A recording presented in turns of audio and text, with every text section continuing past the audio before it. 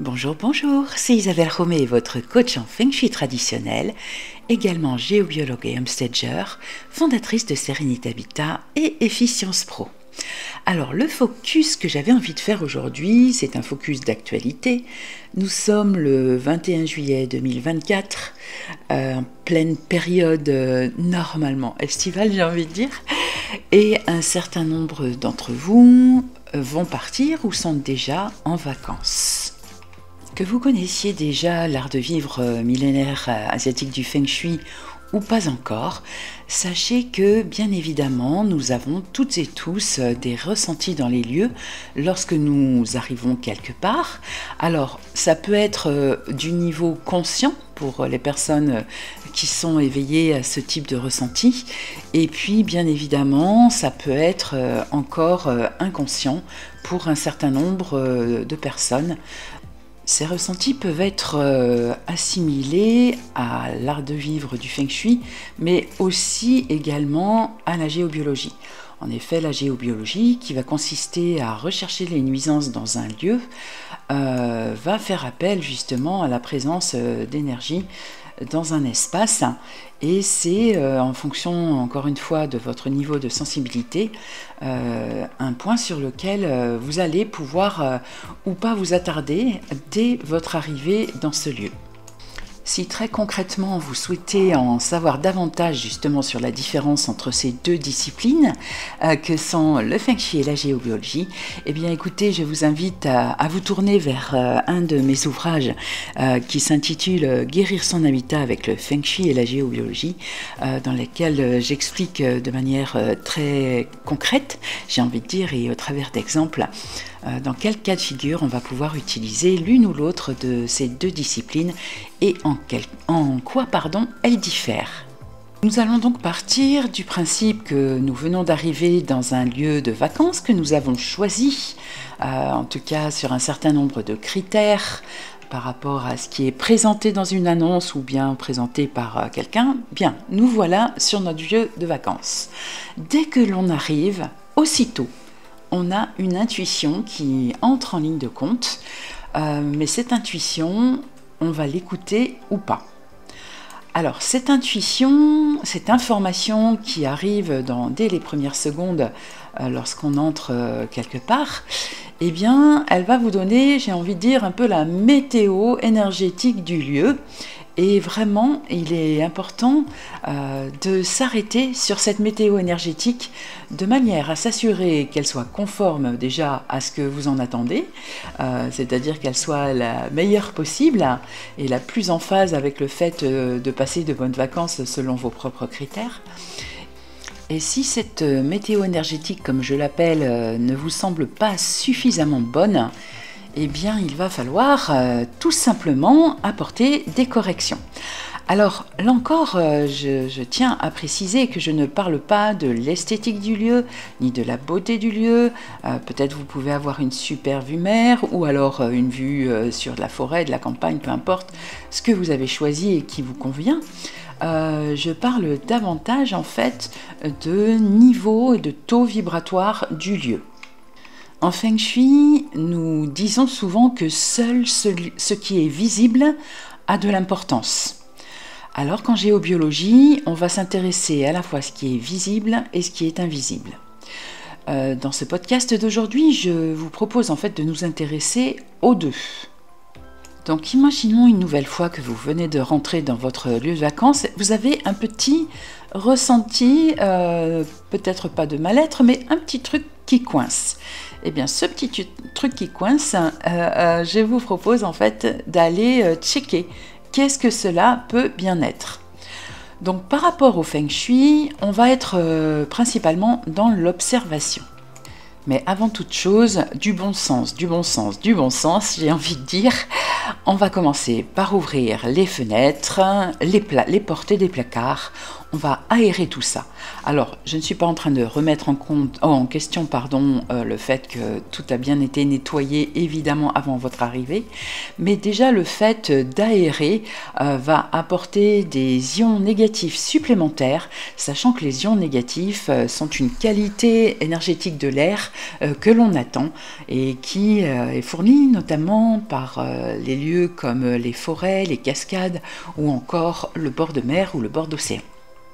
Donc vous ouvrez en grand et j'ai même envie d'ajouter, de sortir éponge et produits de nettoyage pour passer un petit coup sur les supports que vous allez utiliser immédiatement ou aussitôt après avoir rangé vos affaires, mais même idéalement avant, un petit coup dans les placards avant de poser votre linge, un petit coup sur la table bien évidemment avant de commencer à manger, sur les différents supports de la cuisine, un petit coup dans la salle de bain et sur les toilettes. Encore une fois, ce n'est pas une histoire de remettre en question le nettoyage précédemment fait avant votre arrivée, mais c'est pour introduire en quelque sorte votre énergie à vous de propre et de bien-être dès votre arrivée dans le lieu. Maintenant, je vous propose de regarder si vous pouvez circuler facilement entre les différents meubles qui sont positionnés dans cet espace de vacances. C'est super important. Vous ne devez pas vous cogner sans cesse contre une table ou contre une chaise. S'il faut décaler légèrement de 20 ou 30 cm un meuble, eh bien vous le faites parce que vous devez pouvoir circuler de manière fluide entre tous les espaces et ce de manière très pragmatique, sans vous cogner, sans vous blesser bien évidemment et sans avoir à vous contorsionner pour passer d'un endroit à un autre. Si vous pensez qu'il faut effectivement bouger le canapé, une chaise, la table, etc., eh bien ce que je vous invite à faire, c'est de prendre d'abord des photos de l'endroit tel qu'il est lorsque vous arrivez et ensuite de déplacer le cas échéant, bien sûr avec précaution, vous allez déplacer les différents meubles qui vous semblent ne pas être positionnés correctement de manière à fluidifier la circulation de l'énergie, la circulation du chi et donc votre circulation à vous dans le lieu. Ensuite, au moment de votre départ, eh bien, il suffira de repositionner les meubles tels qu'ils étaient, meubles et ou objets, de manière à les repositionner donc comme ils étaient lorsque vous êtes arrivé.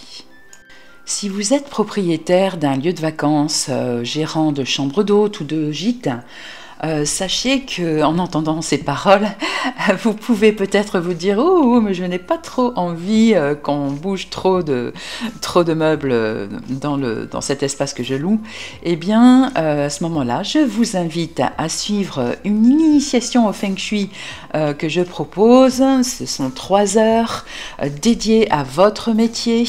3 heures, soit en présentiel, soit en visio. Et en présentiel, je peux me déplacer sur les secteurs de la Normandie, la Bretagne, les Pays de la Loire, le Maine-et-Loire, la Vendée et au-delà en fonction de votre demande spécifique.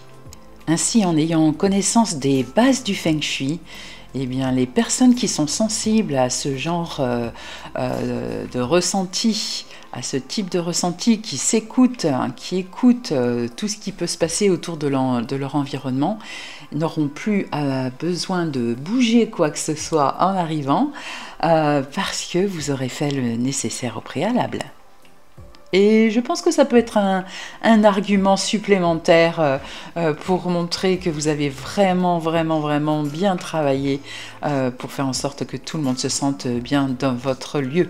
Si l'on reprend depuis le début, nous avons donc commencé par aérer, par passer un petit coup de nettoyage sur les différentes surfaces que nous allons utiliser.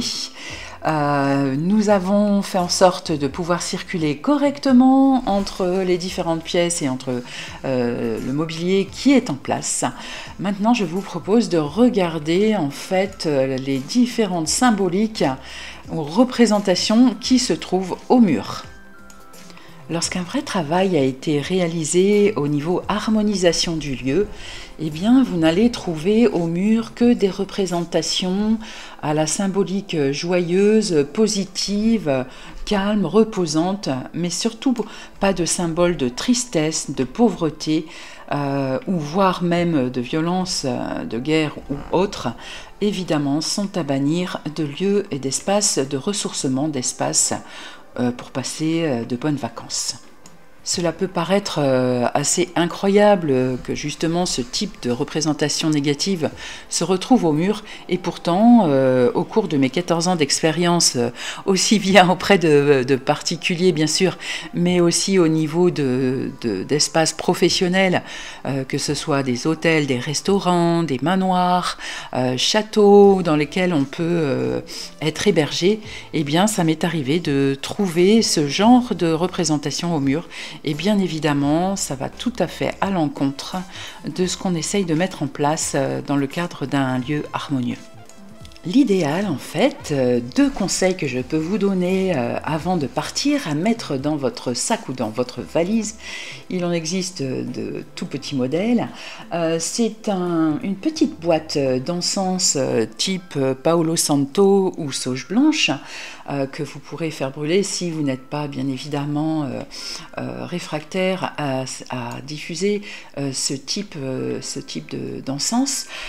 Sinon, l'autre chose vraiment super, ce sont les clochettes ou les petits bols tibétains. Je vais vous en faire écouter deux sonorités. Tout d'abord, la clochette.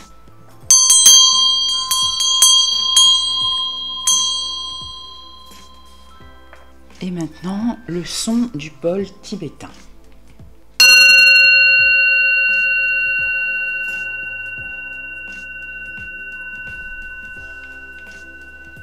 Le procédé est donc extrêmement simple. Il vous suffit de parcourir depuis la porte d'entrée les différentes pièces en faisant teinter la clochette ou le bol tibétain jusqu'à, comme vous l'avez entendu dans ce que je vous ai fait écouter, jusqu'à la fin de chaque son, avant de reteinter ou bien de retaper sur le petit bol tibétain de manière à émettre un nouveau son. En fait, c'est ce qu'on appelle en Feng Shui la clarification d'espace. En géobiologie, on peut appeler ça du nettoyage énergétique des mémoires, mais donc en Feng Shui, ça va s'apparenter à la clarification d'espace, aussi appelée space clearing. Si vous ne souhaitez pas vous encombrer avec l'un de ces deux objets, eh bien une solution complémentaire, un autre tips, va consister en fait à diffuser de la musique sacrée pendant quelques minutes au moins à votre arrivée. Une musique sacrée dans un type de musique qui vous convient.